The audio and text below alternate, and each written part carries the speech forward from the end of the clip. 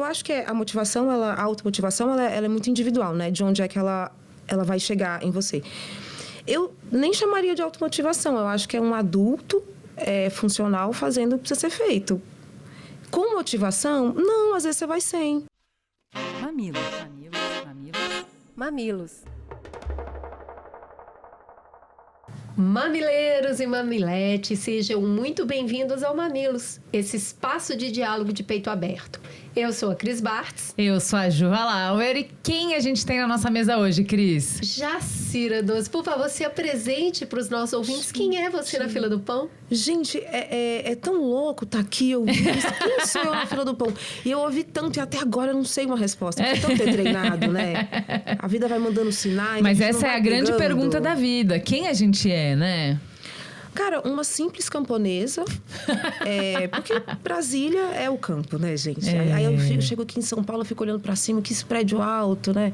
É o Chico Bento tão espelhado, shopping, né? Que arquitetura inspiradora, né, gente? A modernidade, ela chegou pra acabar com tudo. Mas realmente uma simples camponesa que produz conteúdo de moda, de humor, um humor muito sarcástico, humor pressão baixa, e que vê a vida sobre essa ótica não tão otimista, não tão sonhadora. Eu não sou mais uma menina risonha que ri que sonha. Já fui, hoje eu não sou mais. Ju, conta de verdade quem é a Jacira. Vamos lá! Se você não aguenta mais mensagens motivacionais, textão cheio de positividade e vídeos de rotinas inacessíveis, você precisa conhecer a Jacira. Enquanto o mundo te manda sorrir, agradecer e ir na academia, Jacira aparece no seu vídeo para dizer: mais uma segunda-feira chegando, eba! Jacira Doce tem 36 anos, nasceu em Portugal, mas foi para Brasília tão pequena que já é brasiliense de alma, essa camponesa. Já estudou Direito, se formou em Administração, trabalhou como babá, auxiliar administrativa, instrutora de dança e analista de Business Intelligence. Já fez muita coisa por dinheiro, quem nunca, né? Mas encontrou nas redes sociais um lugar para ser ela mesma. Hoje é uma das vozes mais afiadas e engraçadas da internet. Com um humor ácido e uma sinceridade que atravessa a tela, ela critica a positividade tóxica, faz a gente rir dos próprios tropeços e ainda acerta em cheio nas reflexões. Nesse episódio, a gente vai conhecer melhor quem é a mulher por trás dos vídeos, entender o que levou ela a criar esse conteúdo, como a infância moldou esse olhar crítico, qual a relação dela com moda e o que ela pensa de futuro. Tudo isso, claro, tratando o cotidiano com o deboche e o sarcasmo que a vida pede e que ela faz tão bem. Bem-vinda, Mamilos. Obrigada! Gente, que sonho, que coisa boa estar aqui, de verdade. Eu venci, eu acho que é isso. Eu posso me aposentar amanhã. Já foi. Ganhou. Cheguei lá, hein? Cheguei lá. Jacira, eu queria começar falando justamente do cerne da maioria dos seus vídeos, que é um balde de água fria. Né? É o anti-coaching. Mais uma semana começando. Eba! Eu queria entender em que momento você percebeu ou desejou quebrar essa bolha de positividade tóxica. O que deu em você?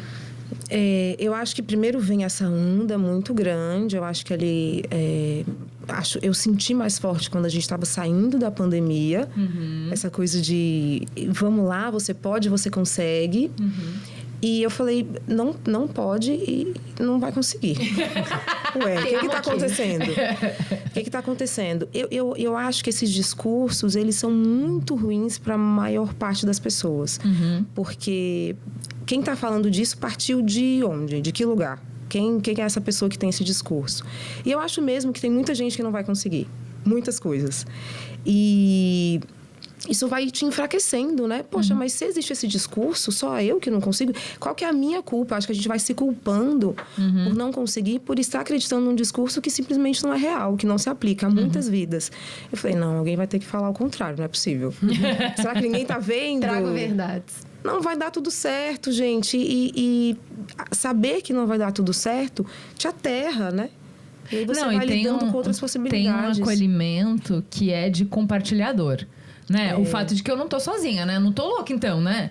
Não tá. Né? A hora que... Não é que você tá falando pras pessoas que tá tudo horrível. É assim, vocês também estão sentindo o que eu tô sentindo? Tamo. Aí, então, já... a situação não fica melhor, a perspectiva não fica melhor, mas você já fica mais acolhido, isso né? De não estar sozinho é muito bom. Realmente tem efeitos, né, na gente. Mas deixa eu te perguntar, tem um lugar na vida que a gente precisa se automotivar, né? Precisa falar, não, vamos lá, eu preciso dar um jeito. Várias pessoas encontram isso dentro das suas relações familiares. É a sua mãe te empurrando, é o seu pai te cobrando. Muitas pessoas encontram na religião, né? Muitos cultos evangélicos falam, você é filho de Deus, você merece, então faça. Tem vários lugares que a gente precisa, em vários momentos da vida, dessa motivação, que é, eu preciso assumir a responsabilidade por quem eu sou no mundo e eu preciso ir atrás do que eu desejo. Que hora isso é um discurso válido? Que hora que a gente consegue utilizar isso em benefício próprio? Que hora que começa a virar esse discurso, sabe, que ultrapassa a realidade e que vira só essa palavra ressoando que não tem cabimento no mundo? Eu acho que quando esse discurso é vendido, para mim já fica um pouquinho mais complicado. Sabe? Quando ele não é, sei lá, uma conversa aqui entre amigas, uma coisa informal. Quando você, sei lá, faz um curso para motivar pessoas, porque eu acho que a motivação, a automotivação, ela é muito individual, né? De onde é que ela vai chegar em você. Eu nem chamaria de automotivação, eu acho que é um adulto funcional fazendo o que precisa ser feito. Com motivação, não, às vezes você vai sem. De verdade, para mim, por exemplo, o que me motiva é que eu preciso pagar minhas contas, eu preciso realizar meus objetivos, assim. Eu não sei em que momento, Cris, isso virou algo que poderia ser monetizado, assim, você dizer o óbvio para as pessoas. A gente tem que fazer coisas, não é... Não tem muita escolha, eu acho, na vida adulta nua e crua. Coisas precisam ser feitas. Você precisa se sustentar, você precisa tentar se manter saudável. 2 pilares para mim. E você vai ter que fazer o que tem que ser feito. Mas você não acha que tem a ver com o fato da gente ir quebrando algumas ligações muito fortes que a gente historicamente sempre teve? Então, assim, o senso de dever com a família, o senso de dever com a pátria, o senso de dever com os pares, era tão grande que isso te motivava, o senso de dever. Você tinha que se mover no mundo. Sim. A partir do momento em que eu vou quebrando cada um desses laços, em que eu vou questionando quanto do indivíduo ele tem que esmagar dos seus desejos, das suas necessidades, para entregar para os outros, a gente com a modernidade vai questionando tudo isso. Individualismo, individualismo, individualismo. Aí eu só existo, eu só me movimento no mundo por mim mesmo. Isso dá uma paralisada, né? Porque assim, se você tem que responder só a você, né? E aí tem uma hora que você fica parado. Eu acho que... Você não acha que tem muito isso, essa automotivação? Porque a gente tá tão umbiguinho que a gente precisa o tempo inteiro buscar uma motivação, um propósito no mundo. Você não acha? Ai, propósito é tão chato, né? Ai, a coisa do propósito me mata. Porque eu acho que em algum momento, talvez a gente se dê uma importância que fala, caramba, será que você precisa ter um propósito? Caramba, eu acho um peso absurdo ter que ter um propósito. Porque daí, se você não tem, o que está acontecendo de errado com você? Eu não sei se eu tenho um grande propósito na minha vida. Assim, eu quero coisas que eu não chamo mais de sonhos. 36 anos, né? Algumas coisas vão morrendo no caminho. São objetivos. E eu vou caminhando para eles. Dia a dia, com coisinhas assim. Não vou fazer um movimento extraordinário, não tenho essa energia. Mas eu vou fazendo coisinhas com muita constância. Eu sou viciada em rotina, em constância, porque funciona para mim, faz bem para mim, capricorniana, né? Eu preciso de algumas coisinhas. Então, dia a dia eu vou fazendo coisinhas que tem que ser feitas, não é nada... Gente, Drauzio Varela, ele diz, eu faço. Parece que tem um bom seguidor. Não é parecido com com o programa que a gente gravou de Adultopia? Que é, quanto mais a gente perde o controle das coisas grandes, sei lá se eu vou conseguir comprar uma casa, sei lá se eu vou conseguir casar, se eu vou conseguir ter uma família, sei lá se o aquecimento global não vai destruir toda a minha cidade, minha perspectiva de futuro, se essa economia não vai derreter a ponto de a faculdade que eu tô fazendo não ter nenhum sentido no futuro. Então, o que eu posso ter controle? As coisinhas que você falou, sabe? O meu cotidiano. A quantidade de água que eu como, as minhas frutinhas, o meu exercício físico que eu vou fazer, as minhas coisinhas de trabalho. O que eu tenho que fazer? Terapia também é uma coisa maravilhosa, né? Teve uma época que eu queria muito trabalhar na Globo. E aí eu levei pra terapia, eu falei, quero muito. E aí ela falou assim, tudo bem, todo vídeo que você fizer, você tem que pensar assim, esse o Boninho pode ver. Então é um vídeo, não é, uma carreira que construí. Que carreira? É um videozinho. E aí você vai plantando coisinhas dia a dia. A vida é feita de coisinhas. E às vezes a gente pensa que é, né, uma grande história. Quem sou eu para ter uma grande história? São coisinhas. Coisinhas me trouxeram até aqui. Eu não fiz nada extraordinário. Né? Então, é a construção.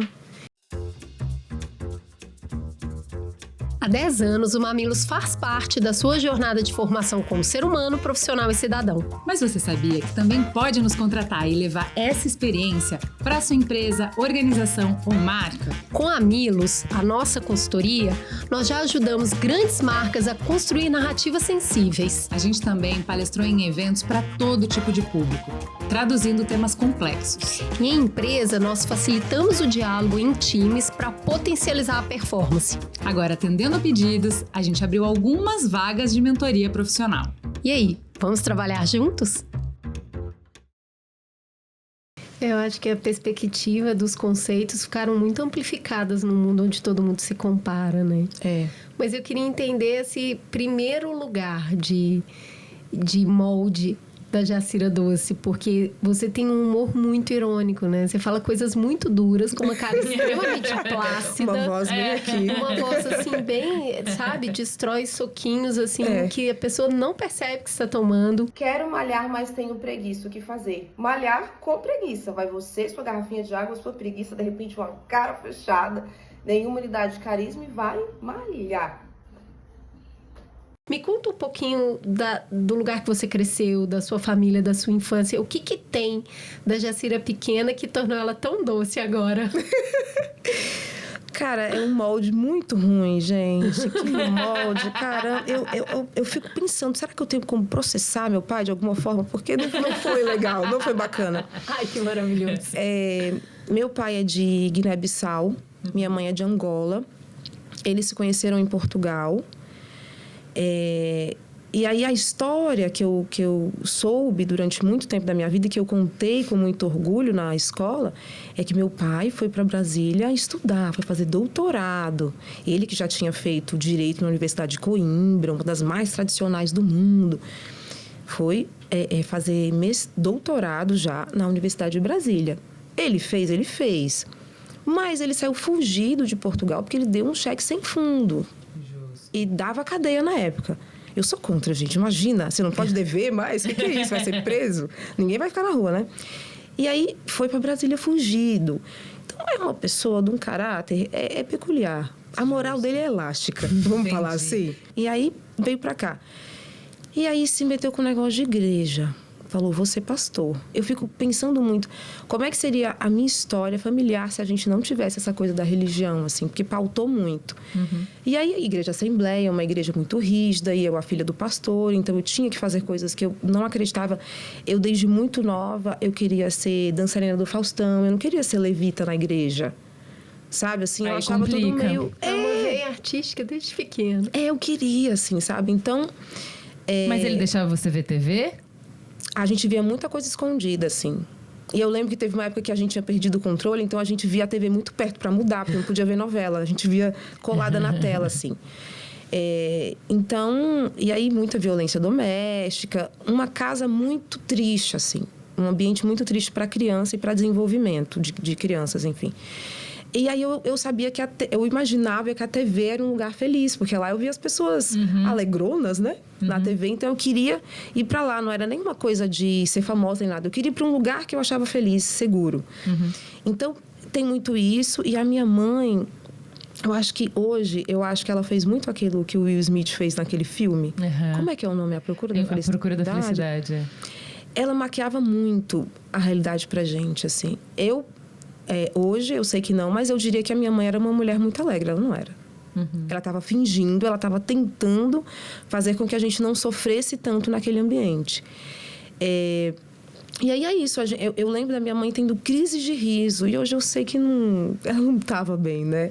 Mas Era o humor é uma de... ferramenta, né? O Trevor Noah, numa entrevista para Esther Perel, ele estava falando do humor como o seu último espaço de liberdade. Porque pensa, você como criança, você não escolheu onde você estava e você tem pouca agência.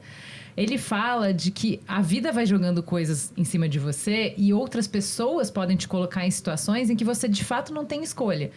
Como você olha para isso, ainda é uma escolha. E o humor é uma arma, até a Cris usa muito essa palavra de picardia, de dizer, vem, que você não consegue me destruir.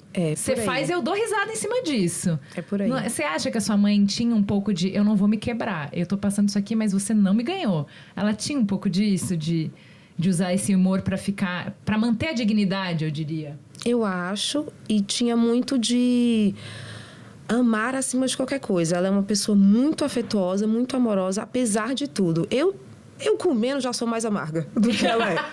A vida me bateu pouco e eu já sou carrancuda, assim. E eu acho que a gente estava resistindo, né, de alguma forma. E é uma escolha minha muito ativa ver a vida por essa ótica do humor, que é irônico, que eu sempre olho o outro lado. Mas para ver graça, não é o outro lado costuma ser um pouco pior do que o que está mostrado. Mas que não é bizonho, né? A gente comenta bastante, eu e a Cris, disso. Porque tem um humor autodepreciativo que ele é só triste. Ele vê a vida sempre cinza. Eu não te vejo assim. O seu humor é dessa... de rir das coisas... de se afastar das coisas, de não levar elas a sério, de não deixar elas te machucarem, né? Não, peraí. Isso aqui é o que todo mundo tá vendo. Mas tem mais coisa. É uma virada. A sua mãe entra em alguns vídeos seus, né? Eu vi o vídeo que você tava falando com ela e tudo mais. Como que é a relação hoje? Como que ela enxerga o que você faz? É uma relação boa, é uma relação distante, porque ela mora em Portugal. Então, a gente se vê anualmente. E ela é uma mãe que eu acho que ela precisou ser muito protetora. Eu acho que ela ainda não entendeu que não precisa mais. Ela separou, ela tá bem, a gente tá bem. Eu acho que ela é uma mãe que tem dificuldade de ser mãe de adulto. Eu vou pra casa dela, ela regula o meu horário de alimentação. Assim, a gente não mora juntas há muitos anos. Mas ela, ai filha, já tá na hora de dormir, né? Eu falei, não é possível, não é possível. E se eu não quiser dormir hoje, mãe? Ela fala, mas aí eu não vou dormir também. Não é possível. Ela é muito assim. Eu acho que também porque ela tá longe, aí quando ela tá perto, ela fica compaixão. muito... E eu fico meio adolescente quando eu tô na casa dela. Eu vejo que às vezes eu tô de fone. Aí eu falo, ai, que mico, cara. Eu tô com a minha mãe, tô de fone. Quantos anos eu tenho?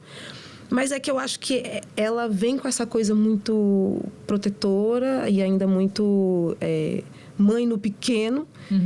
E eu querendo falar, não, aqui você não vai mais mandar. Mas manda, assim, ainda manda. Que hora que você aprendeu a rir da vida? Desde muito cedo. Às vezes, a minha mãe, eu conseguia não ir pro culto. Muitas vezes eu fingia que eu tava passando mal, né? Quem nunca? Pra não ir pro culto. Porque eu amava Fantástico e o domingo do crente acaba com isso, gente. É na hora do Fantástico, você não consegue ver Fantástico. E às vezes eu fingia que tava passando mal e eu ficava em casa e minha mãe voltava e falava assim... Já, me chama de Já. Ai, Já, hoje foi bom você não ter ido, porque você não ia aguentar, você ia rir muito. A irmãzinha começou a sapatear, pisou na saia, a saia caiu. Aí eu falei, ai, mãe, pra mim não ia dar, eu ia rir, não tem como. Eu acho que é isso, assim, eu tenho um olhar muito crítico sobre a vida e eu vou fazendo graça disso, assim. Porque senão é isso, sabe, Ju? Fica rígido. Eu não sou rígida, sabe? Eu não sou... Eu consigo ver graça, mas é um humor crítico, assim. Mas tinha alguém na sua família que era seu cúmplice? Porque rir sozinho é triste, né? Assim, tinha alguém que você só trocava olhares e a pessoa entendia o que você estava pensando? Que ria junto com você? Eu acho que a minha irmã mais velha que ela tem 42... Ela também tem muito esse humor, assim, sabe? É porque a gente estava inserida num ambiente que era a igreja evangélica, que ninguém queria estar, só meu pai. E para mim era tudo um circo. Eu falava, gente, que ritual é esse? Eu achava muito engraçado.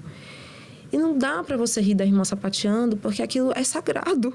Para ela, aquilo ali faz sentido. Naquela liturgia faz sentido, mas eu sempre achei muito engraçado. E eu sempre falei, não é possível que tem que ser assim, sempre. a dinâmica do culto sempre foi uma coisa que eu critiquei muito e que eu vi muita graça. Então, a gente estava na hora do culto e o riso vinha aqui, ó. Ai, o hino da harpa que não acaba nunca. Ai, tem mais uma estrofe. Não tem? A gente ria muito de hino da harpa, é uma coisa maravilhosa. E aí eu e a minha irmã, eu e as minhas irmãs, assim, a gente queria rir, mas não podia, porque a filha do pastor não pode, né? Ainda tá rindo, tá endemoniada. O que é isso? Eu acho que é isso que é o complexo da religião, porque ela é muito sagrada para quem vai muito. porque quer e muito difícil para quem vai obrigado. Não faz sentido. E eu preciso ver sentido nas coisas. Desde muito nova eu percebi que eu precisava ver sentido. E aí, como eu nunca vi... Enfim, sempre foi muito engraçado pra mim. E muito triste de estar inserida numa realidade que eu não queria. É muito difícil. É muito. Mas e seus roteiros? De onde sai essa inspiração do vamos rir disto agora? É do dia a dia, você vai lapidando, eles são mais improvisados. Como é que é isso? De onde saem as ideias? A coisa principal é que eu não tenho pretensão de ser engraçada. Até porque eu não me considero engraçada. Veja, eu não considero. E eu estou rindo por quê? Tá com riso frouxo. Tá feliz por quê? O que na sua vida tá tão bom? Aí é com você, né? E me deram um prêmio de humor. Fiquei tristíssima, mas fui receber. Entendi. Botei um bonito vestido e fui. Então, não tenho pretensão de ser engraçada. E aí, pode ser que isso já me ajude, porque é um peso a menos que eu tenho. E surge muito de uma conversa aqui, que provavelmente vai sair uma coisinha de um vídeo, sabe? Eu tô sempre anotando, me mando mensagens, falo, cara, isso aqui dá um vídeo. E as pessoas falam muitas coisas motivadoras, né? Falam. Tudo é caminho. Gente que fala, caminho pra onde? Que caminhada é essa, gente? Sabe? Que caminhadas são essas? Então, eu vou anotando, assim, surge muito disso. Frase de para-choque de caminhão te dá muita ideia? Porque é muito mais... Assim, porque a gente fica falando dos coaches, mas essa tradição brasileira, essa instituição brasileira, que é a frase de para-choque de caminhão, já trazia essa positividade tóxica raiz. É ou não é? Gente, o adesivo, né? Deus é fiel. Já me pegava tanto, né? Eu via... E teve uma época que tinha muito, assim. Não, tem um pior. Que foi Deus que deu, né? O carro. Meu amor, as parcelas que você vai ter que pagar. Só você sabe o esforço que você teve para comprar esse carro, sabe? Então, assim, essas coisas me pegam muito. E aí, o roteiro, eu não tenho uma coisa de sentar e escrever um roteiro, assim. Eu tenho uma frase, vai. E aí, dentro dela, na hora do vídeo, eu boto ali meu celularzinho e aquela frase vai crescendo. É muito louco, assim. Eu tenho dificuldade de sentar e fazer roteiros. Os vídeos de segunda-feira eu gravo toda segunda-feira. Pra estar no mood. Que segunda-feira é essa? Quem sou eu nessa segunda-feira? O que me tocou nessa segunda? O que me irritou hoje? Então é do dia mesmo, assim. O que é um perigo, né? Porque às vezes a criatividade não vem. Só que eu já percebi que a galera tem um critério baixo também, né? Ai, menina, tudo que eu posto é um kkk. Não é possível. Eles gostaram desse? Mas peraí, vocês não têm critério. Se você não se acha engraçada, do que você ri? O que é engraçado pra você? Quem são as pessoas que te fazem rir? Qual é o tipo de humor? Cara, as minhas amigas me fazem rir demais. Mesa de bar me faz rir demais. Sabe? As histórias das minhas amigas, eu amo ouvir, sabe? E aí, são personalidades muito diferentes, né? Tem a que tá solteira há anos, nunca namorou. E aí, ela vem com cada história de festa que ela foi, que é maravilhoso. Vidas normais, histórias normais, de pessoas muito cotidianas, muito normais, me fazem muito rir, assim, sabe? Eu acho que tem muita graça comum. Não tem alguém, um profissional de humor que te faça rir? Eu gosto muito do Paulo Vieira. Acho que ele não tem um humor de... Ele não vai dar uma cambalhota pra te fazer rir, até porque eu vou ficar preocupada. Você sabe a idade que você tem, lindo? Você vai travar uma coluna sua, e aí? Gosto muito. Gosto muito da Tatá. Eu acho que é um humor diferente do meu, mas que me pega bastante. Dani Calabresa, eu acho muito engraçada. Acho ela engraçada no normal. Sabe? Eu gosto mais de pessoas engraçadas do que, de fato, um número de humor. Pronto, eu acho que... Stand-up. Você tem bode de stand-up? Já deu? Já chega? Pra mim... Não precisa mais nenhum. Todo mundo sentadinho, acabou. Não vamos falar nada mais em pé. É complicado, eu acho complicado. Eu acho que E aí, às vezes, eu infelizmente vejo... Tem muita coisa que a gente vê sem querer, né? Na internet. E esses homens, eles fazem um humor tão complicado, eles falam umas coisas de mulheres que não é possível que vocês estão rindo disso, assim. É muito ruim. Mas aí eu fui... uma moça que chama Aquela Miranda. Ninguém sabe o nome dela. Eu já acho misterioso. Esse é o @ dela, Aquela Miranda. E aí eu fui num show de stand-up dela. Como é bom mulher fazendo humor, né? E muito normal, ela traz histórias da vida CLT dela, e o humor dela é muito crítico, ela faz crítica a Nepo Baby, a comida afetiva. São coisas que todo mundo quer criticar num lugar muito comum. O humor comum me encanta muito, sabe? Eu gosto desse lugar que você ri do absurdo, que você também participa. Eu vi uma vez circo, né, que a gente está inserido. Eu vi uma vez um vídeo da vida de Tina, que era uma reunião de escola. Demais. Nossa Senhora. E eu olhei e falei, cara, esse aí é mais ou menos o lugar que eu vou. E aí você ri de você mesmo no absurdo. Porque é quase uma caricatura da vida real, né? Quase não, é uma baita caricatura. Mas ela é você no final. Você consegue se ver na caricatura. E eu acho que por isso que é tão divertido. Agora, você falou, tem um humor que eu acho que está incorreto. Tem alguma coisa que você acredita que é um limite para você e que disso a gente não ri?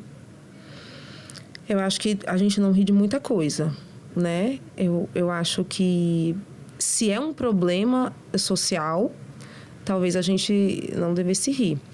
Vamos procurar soluções e não rir. Apesar de que eu acho que a gente precisa realmente falar de tudo, e se você fala com humor, você consegue chegar em mais pessoas. Isso eu percebo. E eu acho que fazendo um humor irônico, eu tenho muita dificuldade, porque tem muita gente que não entende ironia.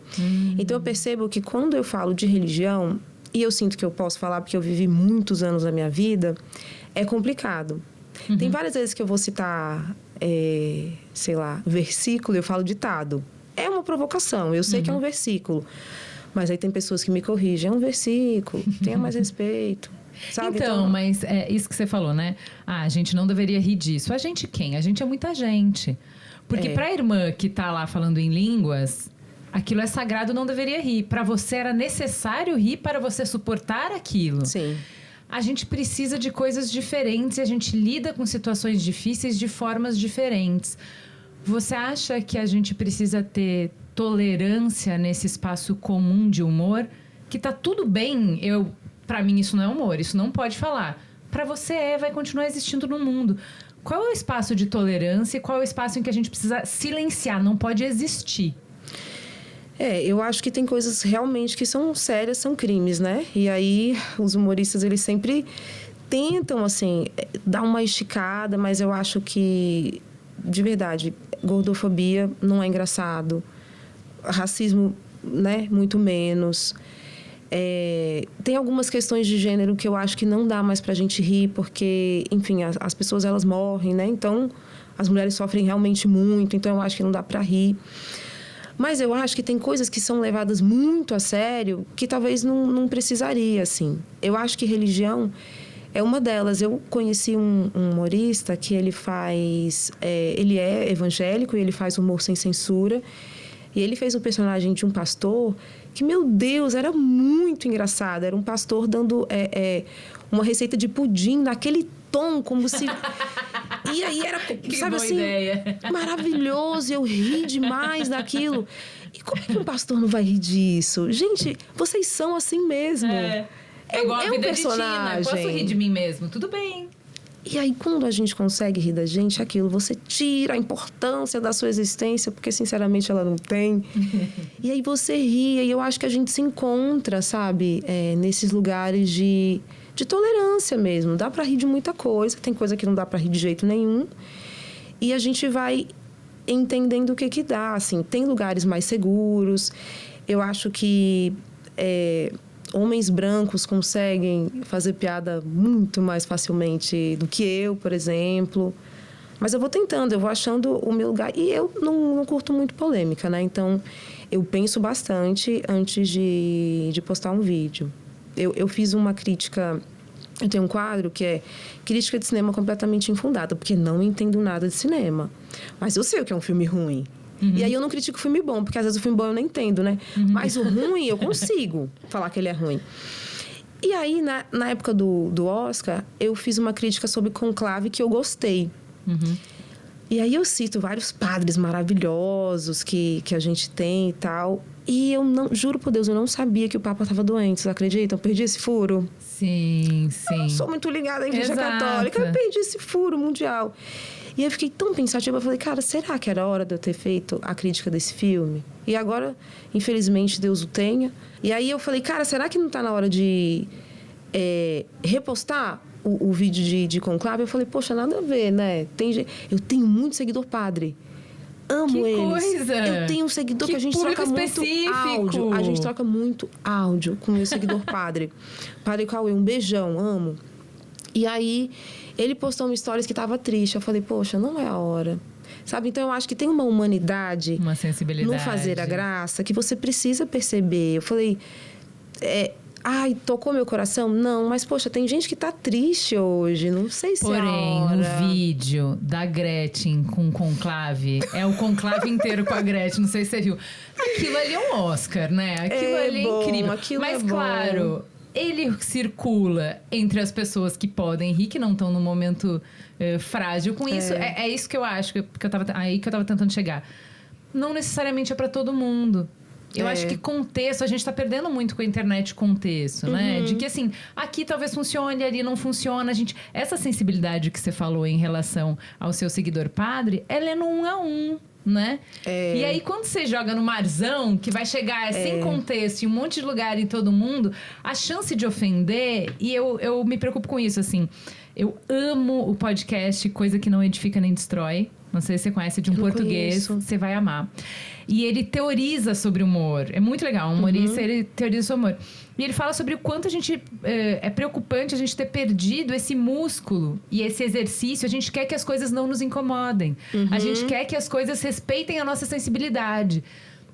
Não sei até que ponto isso é bom, entendeu? Então, todo mundo que levantar a mão e dizer isso me machuca ou isso me magoa, a gente para de falar. Quanto que a gente está realmente protegendo alguma coisa? O que bem público a gente está protegendo com isso? Então, acho essas reflexões interessantes, assim. E você tem muitos seguidores. E as pessoas interagem muito nos seus vídeos. Você acabou de falar que tem gente que não entende ironia, tem gente que se sente ofendido pelos vídeos. Que hora que os seguidores são um termômetro e um guia? Que hora que você percebe que... Pera, tá começando a me prender num lugar só, tá demais isso aqui. Você lê todos os comentários. Como que você gerencia a expectativa sua e dessas pessoas? Não consigo mais ler todos, mas são sempre muitos, assim. Eu fico muito feliz que as pessoas, elas realmente... tem algo a dizer sobre o que eu tenho a dizer. Eu gero conversas. Isso eu acho que é maravilhoso, assim. É um presente. Eu sei o que eles querem ouvir. E aí eu tô num jogo, né? E eu jogo o jogo. Eu sou boa de... Eu não vou contra. Eu não vou remar contra a maré. Eu tô lá, eu tenho essa audiência. Eu sei o que eles querem ouvir. Criativamente, eu acho isso complicado. Porque... Caramba, se daqui a pouco eu quiser mudar muito...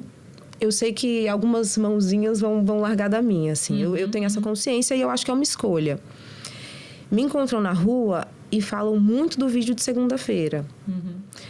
Mas eu gosto muito de fazer o Denúncia Fashion. Eu ia puxar esse. Esse pra mim é um dele. Onde veio? Por que veio isso?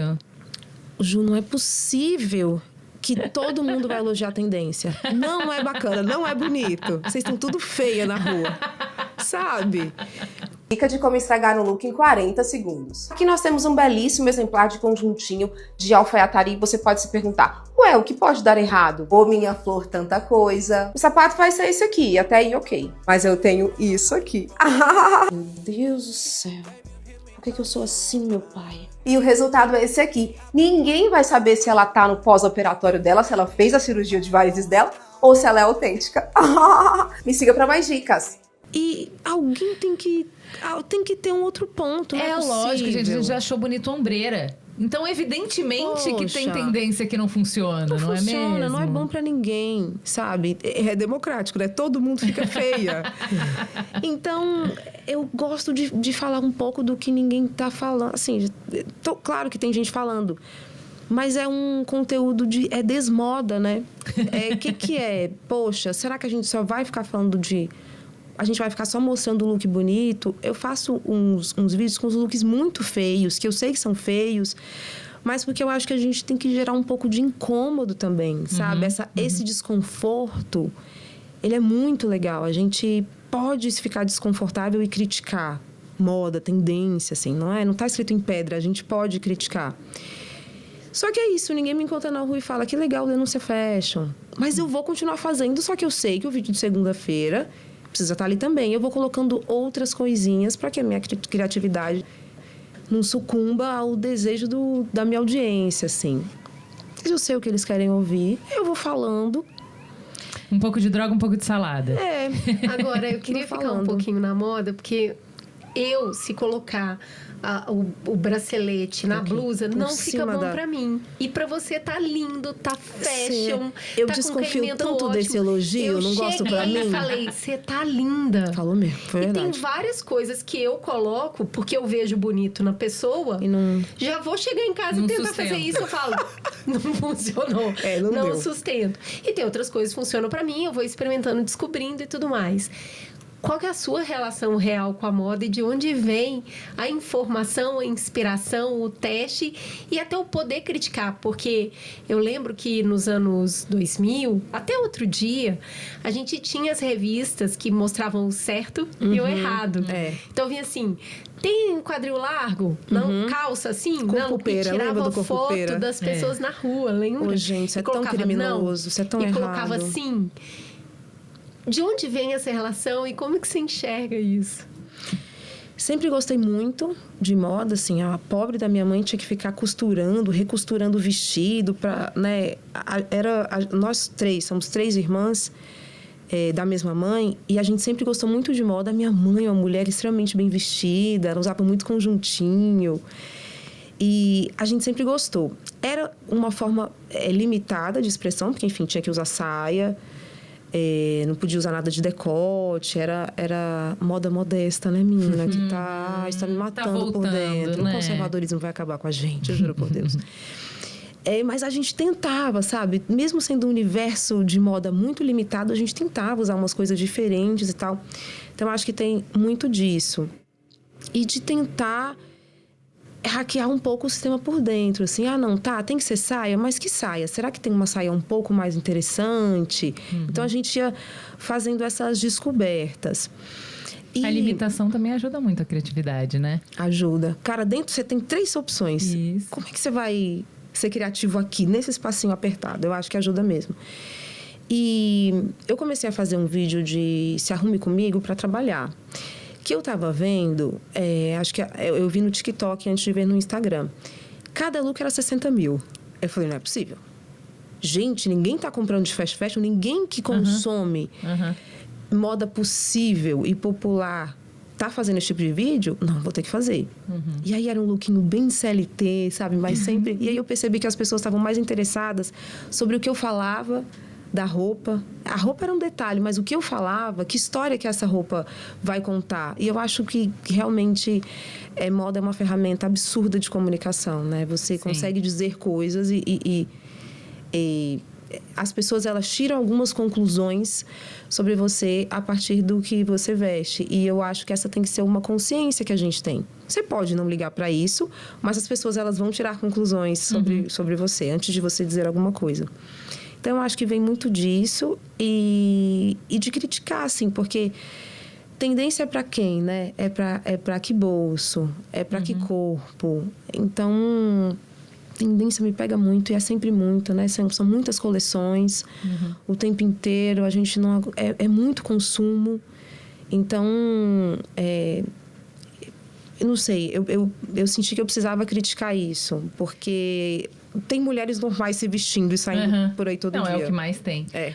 Outra coisa que você critica muito é CLT. Você falou aqui do lookinho CLT e tal. Os vídeos de segunda-feira também tem um pouco disso, né? Do ranço de você trabalhar para alguém que tá puxando seu tapete, que é incompetente, fazendo uma atividade que não tem nexo. Só que agora você também contrata. Eita. E você também tem que gerenciar pessoas. E cuspir pra cima, amore. Ô, gente, Cuspir pra cima. Denso, caiu denso Tudo aqui. que você critica vem te perseguir, vem puxar o seu pé. Eu quero saber se na prática dá pra ser um chefe bom, se existe isso. Ou você é chefe, ou você é bom. Esse vídeo seu é muito bom. Ai. De você falando, gente, eu não quero repetir as mesmas coisas, mas tá difícil. Tô aqui sentadinha no sofá do meu escritório, em pânico, completamente em pânico, porque agora eu sou chefe. Eu tenho 3 pessoas que eu tenho que, teoricamente, conduzir para que a minha empresa alcance resultados. E nada na minha vida me preparou para isso. Eu não achei que esse era um lugar que eu ocuparia. E eu não sei o que fazer. Eu não quero fazer as coisas horríveis que chefes já fizeram comigo, mas eu também não quero forçar uma relação que não existe, porque existe sim uma hierarquia. Falar mal de chefe era o meu hobby também, eu perdi um lugar de fala que eu amava. Eu não posso postar esse vídeo porque eles vão ver, eu vou estar arruinada porque eu tô demonstrando uma fraqueza publicamente. Cara, vai ser difícil, eu já percebi que é um desafio, assim. Eu tenho outro vídeo que viralizou bastante, que era falando pros chefes, assim, que tinha, assim, um grupo pra falar mal dessa pessoa, que não era um amigo, que não era pra ficar... Esse vídeo é pra você, chefe, coordenador, líder. Eu amo líder. As pessoas da sua equipe não são suas amigas. Muito provavelmente, elas não gostam de você. Elas têm um grupo só entre elas, em que elas desabafam e elas falam de você. Gente, eu tive uma chefe que eu tinha que sair escondida pro almoço porque ela queria almoçar comigo. Eu não quero almoçar com chefe. Que inferno! E eu acho que é isso. Tem um chefe que tenta ser muito legal, que, cara, você só é uma chacota, assim. As pessoas vão falar mal de você do mesmo jeito, porque são relações difíceis. É uma relação difícil. São relações de poder. No final do dia, você tem o poder de demitir a pessoa ou não. E demitir a pessoa é um poder enorme sobre a vida dela, né? Sim. Sobre a sobrevivência dela. É muita coisa. Bom, eu acho que o mercado que eu tô inserida é um pouquinho diferente de tudo que eu vivi na CLT. Uhum. Eu acho que existem relações de trabalho muito complicadas. Eu tinha um chefe, gente, que ele tinha a mesa dele, o lixinho dele era aqui. Era pegar, amassar um papel e jogar no lixo. Caía fora da lixeira, ele não pegava. Ele tinha que pegar no final do dia. E eu falei, não é possível. Isso é exercer poder de um jeito tão escroto. Não é possível que você não seja capaz de colocar o seu lixo no lugar certo. Bom, tem esses extremos e eu acho que eu estou inserida no mercado um pouquinho melhor, porque eu sinto que é um trabalho muito colaborativo. Uhum. E eu contratei pessoas que são melhores que eu no que elas fazem. Então, assim, de verdade, eu finjo muito, porque eu tô entendendo o que eles estão falando. Eles vão falando, eu vou falando, caramba, é mesmo. Você viu um microfone, eu não sabia qual que a gente tinha comprado, e é exatamente isso. Porque eu confio e eu contratei pessoas boas, então eu não quero saber mesmo o que você tá fazendo. No final do dia, a gente vai entregar uma coisa bacana, o produto do que a gente está fazendo a 6 mãos vai ficar legal, é realmente o que eu acredito. Mas como cobrar quando o produto não fica legal? Sem ser escrota? Ainda. Eu não cheguei ainda, é muito recente. O escritório tem, sei lá, eu tô no escritório há 1 semana, tem uma contratação um pouco mais antiga que ainda não completou 6 meses, então eu não cheguei nisso, de falar assim, poxa, galera... Vocês querem me falir? Vocês querem acabar com o meu negócio? Pode pegar o nosso telefone. Vai chegar, não vai essa hora? É muito sofrido, né? Porque você quer fazer diferente do que fizeram com você, mas alguns limites precisam ser estabelecidos. E quando você vai exercer o poder, sendo que antes exerciam sobre você, eu acho que tem dúvida mesmo. Né? E é um lugar que eu não achei mesmo. Eu falo no vídeo, é real. Eu não achei que eu ia ocupar esse lugar, sabe? Então, é incômodo até. Eu não queria, não era o que eu queria, mas foi necessário, porque senão eu ia surtar. Olha, deu certo, aí acontece. É louco isso, né? Eu tô sendo penalizada porque tá dando certo. Pois é. é difícil, é estranho, assim, porque realmente não achei que ia ser pra mim. Mas essa é uma boa pergunta. O que é dar certo? O que é sucesso pra você? Pra onde você quer ir? Cara, eu acho que sucesso é pagar as contas. Sucesso é assim, às vezes você vai num restaurante e você não vê o preço, mas você entende que... Eu não sou doida também, né? Eu vejo... Não, peraí, deixa eu ver a carinha desse restaurante. Não, aqui eu consigo ir. Eu vou conseguir pagar essa conta. Essa tranquilidade financeira é sucesso pra mim, gente, de verdade. Eu já passei cada coisa. Então... Passar no débito e não tremer na base, cara, é sucesso. não vai dar não autorizado, né? É bom. Eu acho que... E não é... riqueza, assim, poxa, que dia que eu vou ser rica no Brasil, né? Não vou, mas é tranquilidade, assim, sabe? É pagar as contas, é comprar um tênis bacana pro meu sobrinho, eu sou viciada em comprar tênis para ele, sabe? Eu compro, de vez em quando dá para comprar, eu compro. Então, eu acho que é isso, assim, de verdade. E eu acho que é também ter orgulho do trabalho. Isso para mim é sucesso. Eu tenho muito orgulho do meu trabalho, do que eu venho fazendo, do que eu venho construindo. Eu acho que sucesso seria isso para mim. Eu queria só encerrar levando um pouquinho para a vida pessoal. Você me parece uma pessoa muito leve. Porque você fala, o humor nem tem grande pretensão. Na chefia, eu não fico ali no microgerenciamento. E talvez, por ter passado por situações extremamente opressoras, né? Talvez hoje você olhe para o mundo já com uma gratidão que você fala, gente, só vamos aí. Eu queria saber como é que é ser amiga, como é que é amorosamente a Jacira, porque junto com esse caldo da leveza, tem a ironia. Você também é irônica com os amigos, com os amores. Tem hora que as pessoas precisam virar para você e falar, peraí, eu não entendi, você tá sendo irônica ou você tá falando sério? Nossa, como muito. que combina ironia e leveza na sua vida pessoal? A minha namorada, às vezes, ela fala, cara, agora você pegou pesado. Eu falei, eu sou humorista, eu recebi um prêmio de humor. Você está se relacionando com uma pessoa humorista. Aí você usa, eu né? dou essa carteirada, aí eu pego e boto ele na mesa. Eu diria que é bom conviver comigo, assim.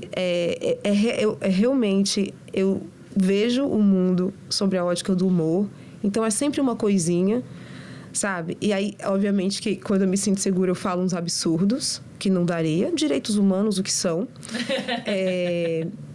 Eu acho que eu sou... Eu entendo você me sentir leve, eu acho que existe uma leveza, existe uma rigidez muito grande comigo, com o meu trabalho. Eu realmente levo muito a sério questões de trabalho, qualidade de trabalho. Eu queria ter menos, gente. Eu queria tanto ser um pouco mais tosca, porque eu conseguiria produzir mais conteúdo se eu não fosse preocupada com iluminação, áudio, que roupa que eu vou estar? Faz sentido eu estar com essa roupa para falar isso? Eu penso em tudo isso, eu penso muito.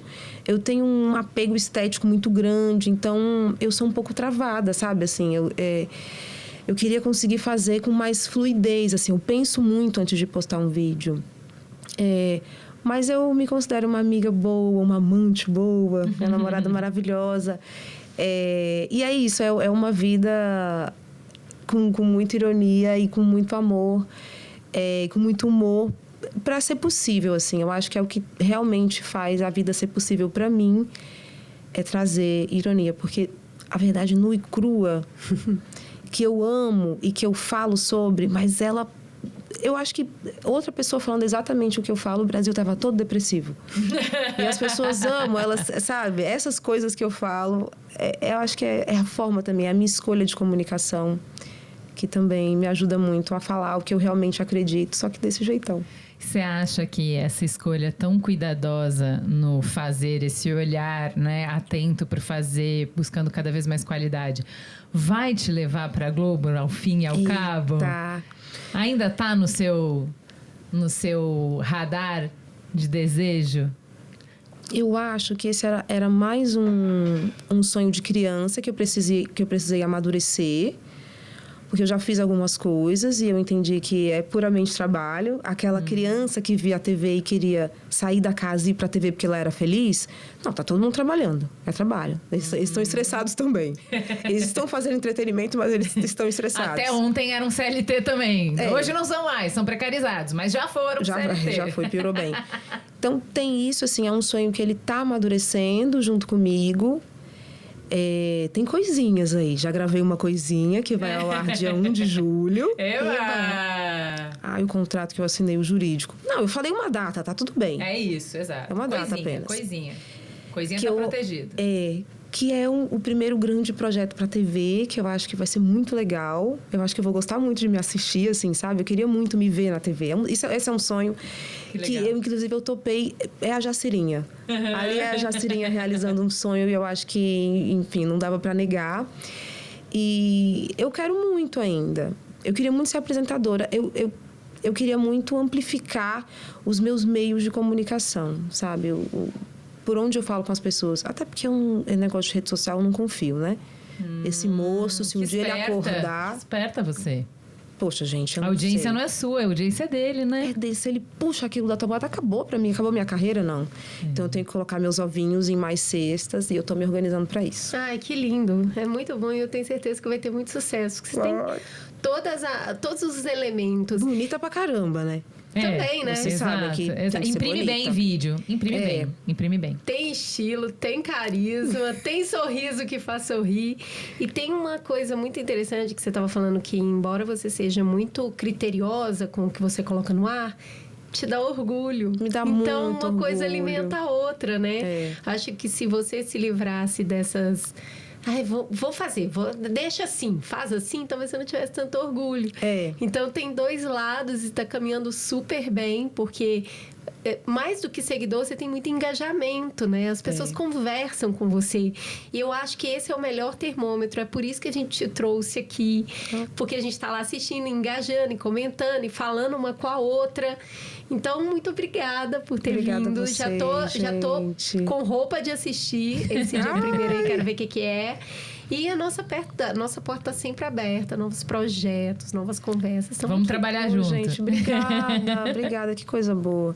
Que coisa boa que eu fiz as minhas coisinhas sem parar, porque não dá para parar, né? A gente tem que fazer um pouquinho todo dia, assim. Um pouquinho, não é muito não.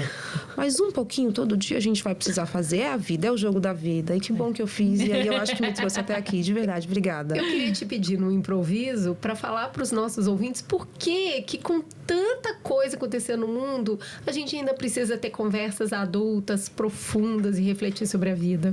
Conta pro Será povo. que a gente precisa, Cris? Vamos desconversar? Eu acho assim, tem conversas despretensiosas. As conversas despretensiosas me interessam muito, sabe? Porque, por exemplo, aqui não tem um corte para viralizar. Não tem, gente.